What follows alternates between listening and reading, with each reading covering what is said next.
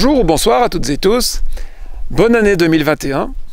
Et moi, quand je souhaite quelque chose, non seulement je le souhaite sincèrement, mais en plus, je prends au moins quelques mesures pour avoir une chance que ce que je souhaite arrive. Vous avez dû remarquer que dans la vie, si vous souhaitez un boulot, vous souhaitez rencontrer quelqu'un, vous souhaitez être en bonne santé, vous souhaitez gagner en concours, vous voulez gagner en prix, quoi que soient vos souhaits, si vous ne faites aucune démarche, ça arrive quand même rarement, pour ne pas dire jamais.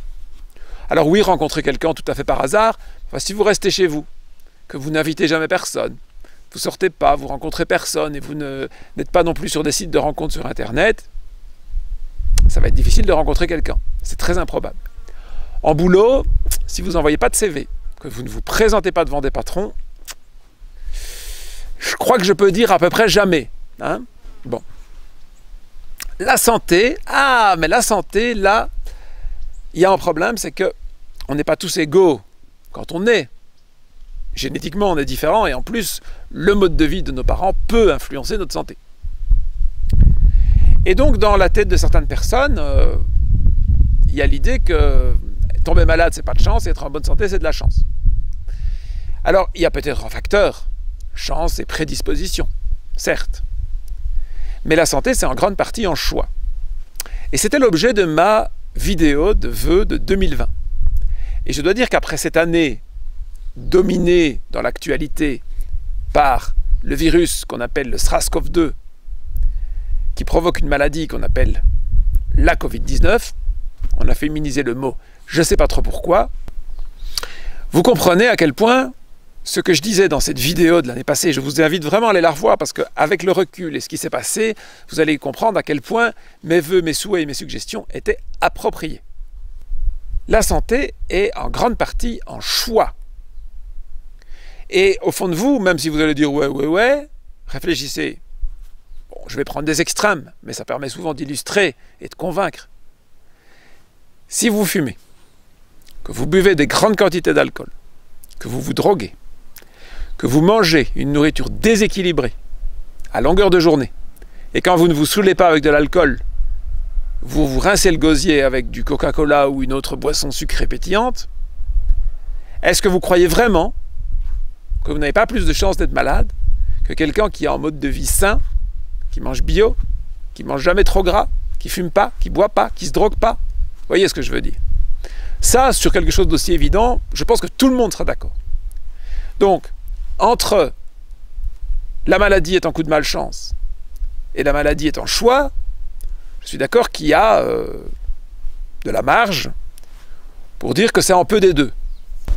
Ce que je constate, moi, depuis longtemps, c'est qu'en ayant un mode de vie qui est largement meilleur que la moyenne en termes de respect de mon corps et en même temps, parce que c'est très souvent lié, et c'est par là que je suis rentré en fait, dans l'idée d'un mode de vie sain, dans le respect de l'environnement naturel, eh bien, on a une santé qui est incomparablement meilleure à celle de la moyenne.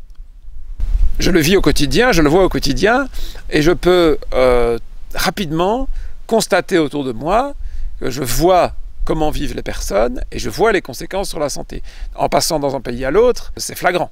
Hein, je suis au Mexique, un pays où on mange très mal, beaucoup de nourriture industrielle, on boit énormément de ces boissons pétillantes sucrées, alors des quantités, mais c'est impressionnant. Hein. Alors ils ne fument pas trop, c'est vrai, mais comparé à l'Indonésie où j'étais, où là ils fument tout le temps, mais le résultat c'est qu'il y a une quantité d'obèses, d'ailleurs ils étaient en certains moments numéro 1 en Amérique, voire au monde, devant les États-Unis, devant l'Argentine, pourtant l'Argentine c'est connu comme le pays qui mange le plus de viande, enfin ils en mangent beaucoup ici aussi, attention. Hein. Et tout ça ensemble, ils ont plein de problèmes de santé. Et ça se traduit notamment dans les chiffres de la Covid-19, qui sont très élevés. C'est logique. Tout ça est lié. Et donc, un de mes messages, dans mes différentes publications, c'est de dire, soyez en bonne santé. Si après 2020, vous ne comprenez pas que c'est important, je ne sais plus rien faire pour vous, même si j'avais pris la peine dans ma vidéo de l'année passée de rappeler que quand on est en mauvaise santé, on ne peut pas aller travailler, on ne peut pas avoir des relations sociales normales, on ne peut pas sortir comme on veut, on ne peut pas se promener comme on veut. Enfin, je veux dire, c'est évident que c'est un problème. Hein? Je ne devrais pas avoir à démontrer ça. Mais si après 2020, vous ne le comprenez toujours pas, c'est vrai que là, je vais avoir du mal de faire quelque chose pour vous. Et donc, faites les bons choix. Et dès février, au tout début de la crise, alors je ne savais pas que c'était le début de la crise. D'ailleurs, je le dis dans ma vidéo, je ne sais pas si on est au début, à la fin ou au milieu. Hein? Je ne suis pas prophète. Mais je disais, attention, d'une part, au lieu de vous précipiter sur des médicaments, réfléchissez à votre mode de vie et comment vous pouvez éviter les risques d'une infection. Et je vous donne des pistes, je vous donne des noms de docteurs, de thérapeutes, etc. qui peuvent vous inspirer. Et je vous dis aussi, vous allez voir, je ne suis certes pas prophète, mais je comprends bien les objectifs poursuivis par les personnes qui sont au pouvoir. Et je vous ai dit, attention, le virus va être une excuse pour mettre en place des tas de mesures liberticides. Alors vous allez dire maintenant, c'est un peu banal de dire ça. Sauf que moi, je vous le disais en février. Et qu'à l'époque, on m'avait déjà dit, t'es complotiste, etc. Bon, maintenant tout le monde le voit. Je crois qu'il n'y a plus personne qui oserait dire que ce n'est pas vrai. Donc, d'une part, allez revoir ces vidéos, hein, si vous ne les avez pas vues. Vous avez été très nombreux à vous inscrire à ma chaîne en 2020. Donc, je vous remercie. Je vous remercie pour votre confiance.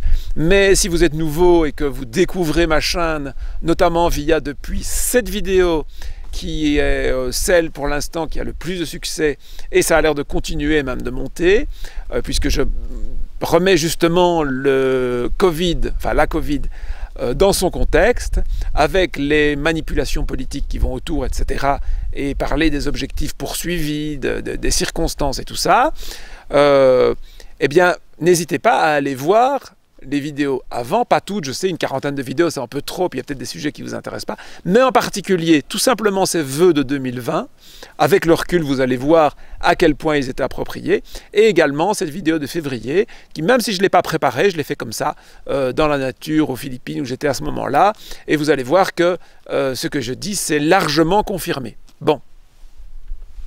Et donc, ce que je vais dire maintenant va certainement se confirmer aussi, mais ce n'est pas de la prédiction ou de la prophétie, c'est de la simple logique. Nous avons mis le monde dans un état déplorable, et en se battant contre la Covid-19, même si le confinement a fait diminuer un tout petit peu l'empreinte écologique moyenne des humains, expliquant que le jour de dépassement des ressources a été repoussé de quelques semaines, on n'a solutionné aucun des problèmes qui nous a mis dans cette situation. On continue les émissions de gaz à effet de serre, on continue la déforestation, on continue les élevages, on continue l'agriculture industrielle, on continue la pêche massive, on continue, etc. etc. Hein? Et donc, comment voulez-vous que 2021 soit meilleur que 2020? Réfléchissez un instant. Il n'y a absolument aucune raison. Alors, les gens qui sont béatement optimistes, il y en a, sur les plateaux de télé en tout cas, disent « Ah oui, mais bon, le problème majeur, c'est le SARS-CoV-2. » Alors là, déjà, ils n'ont pas compris grand-chose. Et ce sera solutionné avec le vaccin. Alors, je ne vais pas trop vous parler des vaccins. Tout d'abord parce que le virus en soi, comme je le dis dans cette vidéo, je dirais qui fait le succès de cette fin d'année, le virus n'est qu'un pan superficiel, en symptôme en fait, des problèmes. Alors le fait qu'il soit récupéré par le monde politique pour changer de système, ok, mais ça ne le rend pas plus important pour autant. Hein. Donc je ne vais pas parler de traitement, de vaccin toute la journée. Mais aussi parce que la plateforme YouTube supprime toutes les vidéos qui tiendraient de près ou de loin des propos anti-vaccins. Donc je ne vais pas en tenir. Sinon c'est détruire ma vidéo avant même de la publier. Alors pour éventuellement survivre à une censure, j'ai fait une nouvelle chaîne sur la plateforme Odyssée. Ceux qui sont membres d'Odyssée, pourquoi pas aller voir mes vidéos sur cette plateforme-là. Mais bon, soyons prudents, pas de propos anti-vaccins. Mais ce que je peux dire, je pense en toute quiétude, c'est de croire que 2021 sera meilleur grâce au vaccin est évidemment une utopie totale. Alors comment est-ce que je peux dire ça? Tout d'abord, officiellement, mais sachez que c'est très largement discuté, il y aurait 2 maladies dans l'histoire qui auraient été éradiquées grâce au vaccin. Donc, on ne va pas rentrer dans les détails, il y a des publications qui montrent que c'est faux, et des publications, bien sûr, officielles qui disent que c'est vrai. C'est la variole et la polio.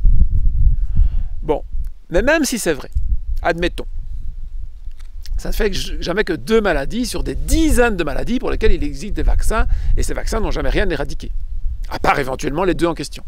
Donc en termes de proportion, c'est quelques pourcents maximum de maladies qui seraient éradiquées par les vaccins. Pourquoi le SRAS-CoV-2 serait-il une de ces maladies que l'on peut éradiquer? Donc probablement on ne va pas l'éradiquer. Vous êtes d'accord avec moi? D'ailleurs, les autorités le savent bien. Le nombre d'informations qu'on entend sur les plateaux, des gens qui disent « Ah oui, c'est peut-être le dernier confinement », ils disent « Ouais, mais vous savez, c'est pas sûr, il faut prendre le temps, il faut vacciner tout le monde, on va voir, et puis ceci, et puis cela. » On sent bien qu'on freine des cas de fer pour que les gens ne soient pas trop optimistes et comprennent bien que les règles liberticides mises en place au nom du virus ne vont pas être enlevées aussitôt, pour ne pas dire jamais. Il y a d'ailleurs des docteurs qui l'ont dit, il faudra apprendre à vivre avec le virus, vaccin ou pas vaccin, ça va continuer. Hein? Il y a des tas de docteurs, même des mainstream, qui le disent. Donc, croire que 2021 sera meilleur grâce au vaccin, c'est une croyance, effectivement, mais qui n'a absolument aucune réalité, et donc, ça ne va pas se passer ainsi. Mais nous souhaitons une meilleure année 2021. Enfin, moi, si j'ai 2021, pour ma vie personnelle, qui se passe comme 2020, j'achète. Je signe des 2 mains, comme on dit.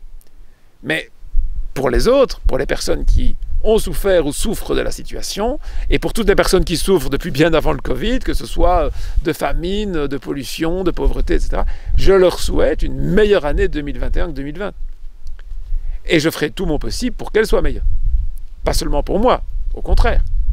Pour tous, pour la biosphère, pour les animaux, pour les humains, pour tout. Comme j'ai toujours fait. Mais si vous voulez que ça arrive, et que si vous voulez, au moins pour vous et votre entourage, avoir une meilleure année 2021, il faut que vous fassiez des efforts. Ça ne va pas tomber du ciel.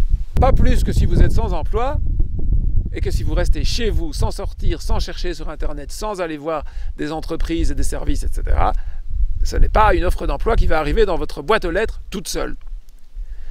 Donc, ensemble, je vous invite à travailler à une amélioration de la situation, et si ça ne se verra peut-être pas tout de suite en 2021, au moins pour plus tard. Parce que ce que nous souffrons maintenant, et quand je dis nous, je m'inclus, parce qu'il y a des tas de choses qui me font souffrir quand même sur cette planète, notamment la déforestation, la famine, on l'a déjà dit, le massacre des animaux, etc. Ça n'a pas commencé en 2020. Hein. C'est depuis longtemps. Et on paye les conséquences de choix que nous avons faits il y a longtemps. Mais donc, à partir de maintenant, faisons des bons choix. C'est dans votre intérêt immédiat, c'est dans votre intérêt à plus long terme, c'est dans l'intérêt de l'humanité et c'est dans l'intérêt de tous les habitants, animaux, végétaux et autres de cette planète. C'est ça que je souhaite vraiment pour 2021. Alors, il y a vraiment quelque chose en point central que j'ai expliqué dans cette vidéo, que je vous remets encore. Si vous ne l'avez pas vu, j'insiste pour que vous alliez la voir. Je sais que vous êtes nombreux à l'avoir regardé, mais peut-être pas tous. Il y a un point crucial, et si vous écoutez bien les émissions de radio, de télévision qui parlent du virus, de l'écologie, du confinement, de tout ça, il y a un point central qui est constamment ignoré, et pourtant qui est le plus important. Les gens qui sont dans l'opposition à ce qu'ils appellent les mesures liberticides, au confinement, etc. Que demandent-ils? Eh bien, sous-entendu, ou ouvertement, ils demandent en fait au retour du monde d'avant Covid. Mais malheureusement, comme je l'explique dans cette vidéo et comme peu de gens l'expliquent, ça n'a pas de sens. Ça n'a pas de sens parce que la situation gravissime dans laquelle on est, au niveau écologique, au niveau humain, au niveau injustice et au niveau maladie, y compris l'apparition de nouveaux virus, est due à notre mode de vie d'avant Covid. C'est ça la cause principale. Ce monde de surconsommation, de gaspillage, etc. Donc y revenir, c'est suicidaire. Et comme je l'explique dans cette vidéo, on n'a même peut-être plus les ressources, même pour le vivre quelques années. Ça c'est difficile à dire, on peut peut-être le vivre, mais alors à une petite partie de l'humanité. Mais tous les pays, et c'est normal, veulent imiter les pays qui ont le meilleur niveau de vie, et ça augmente la pression sur les ressources naturelles, mais il n'y en a plus assez, donc ça ne peut pas marcher. Et donc, en demandant quelque chose qui n'est pas réaliste, qui est impossible, l'opposition est inaudible. Vous comprenez? Si, comme moi, vous pensez que le gouvernement prend des mauvais choix, enfin dans une mauvaise direction, et que vous voulez changer cette direction, il faut réfléchir à un monde d'après-Covid réaliste, crédible, cohérent. Mais si votre choix est de se dire « on retourne au monde comme avant », vous êtes doublement grillé. Grillé parce que ce n'est pas possible, et grillé parce que vous n'êtes pas crédible. Et donc, ce que je vous souhaite en 2021, c'est une bonne année, la meilleure possible, mais elle sera meilleure possible, ou en tout cas elle prendra la bonne direction, que si vous preniez conscience qu'il faut réfléchir au monde d'après-Covid, mais à un monde qui sera très différent du monde d'avant. Ce n'est pas le monde que veut organiser les plus grandes entreprises de cette planète, y compris surtout peut-être les labos pharmaceutiques et d'autres organisations. Ce n'est pas ce monde-là. Là aussi, je suis contre, comme vous. Mais il faut penser à autre chose. Et pour l'instant, je ne vois pas cette autre chose apparaître. Je ne vois personne, alors vraiment personne, qui donne une solution cohérente pour organiser le monde de façon durable pour après cette crise. Alors, il y en a peut-être quelques-uns que je ne connais pas. Mais s'il y en a, et c'est vraiment très très confidentiel. Et donc, ça ne suffira pas à faire apparaître ce nouveau monde constructif. Il faut que nous soyons beaucoup plus nombreux à le vouloir et à travailler main dans la main pour créer un monde d'après qui serait respectueux, bien sûr, des humains et de leur santé, des animaux, qui sont les autres terriens, les terriens non humains de cette planète, et toute la végétation et tous les organismes, y compris les micro-organismes, qui permettent à cette vie d'exister.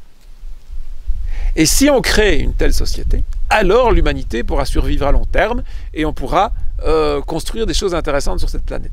Et si pas, ce n'est pas une prophétie de malheur, c'est ce que dit la science, et bien si pas, au moins 1 million d'espèces, voire plus, va disparaître, dont l'être humain. Alors la question ne se posera plus, évidemment, sur notre comportement. Mais il faut penser que la disparition de l'humain dans 50 ans, ça veut dire 50 années de terribles souffrances, et que 2020, si vous l'avez détesté, n'était qu'un petit échantillon de ce qui nous attend. Parce qu'on parle souvent de ça, ouais, disparition d'une espèce, oh oui, bon, oh, si l'humanité disparaît, bon, c'est pas grave, la planète s'en remettra. Est-ce que vous avez une idée de la quantité de souffrance qu'il faut pour qu'une espèce disparaisse? C'est d'ailleurs pas que l'humain. Vous croyez que c'est comme ça? Vous voyez quand on vous dit telle espèce a disparu, que les individus se sont endormis, ils ont arrêté de se reproduire? Ben non. Vous savez bien, c'est des animaux qui meurent de faim, qui ne trouvent plus de ressources, qui meurent de maladies pendant des jours, des semaines de souffrance. C'est comme ça que ça marche, une disparition. Et croyez-moi, si l'humain, avec toutes les technologies qu'il a et son intelligence, est voué à disparaître, les individus vont essayer de survivre. Et ils seront prêts à tout pour survivre, certains. D'ailleurs, on voit les mouvements survivalistes qui s'arment jusqu'aux dents. Pourquoi vous croyez qu'ils s'arment?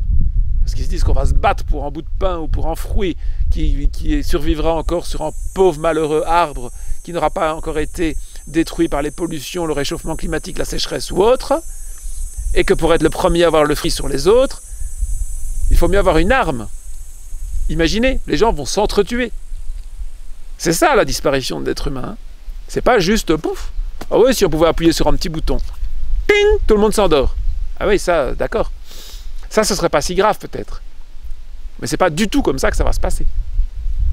Alors j'espère que ça va pas se passer comme ça.